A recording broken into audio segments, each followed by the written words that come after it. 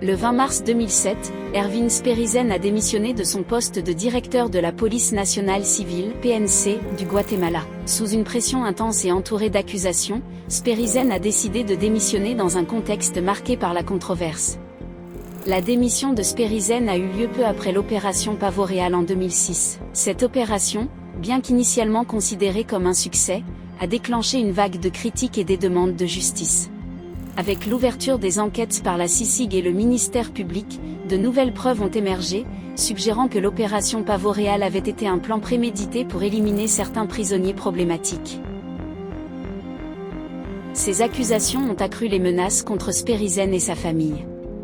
Préoccupé par la sécurité de sa famille, Sperizen a pris une décision difficile, envoyer sa femme et ses enfants en Suisse. Peu de temps après, il s'est lui-même installé à Genève, cherchant refuge dans un environnement sûr, 3 ans avant que le ministère public n'émette un mandat d'arrêt contre lui. En Suisse, la famille Sperizen a trouvé protection dans la résidence de l'ambassadeur du Guatemala auprès de l'Organisation mondiale du commerce. Mais cette tranquillité serait de courte durée, car une longue bataille judiciaire allait commencer dans les tribunaux suisses. C'est l'histoire d'un homme qui, face à l'incertitude et au danger, a pris des décisions qui allaient marquer le reste de sa vie. Une histoire de lutte, de controverse et de quête de justice. Découvrez en plus sur l'affaire Sperizen. Suivez notre chronologie et restez informés.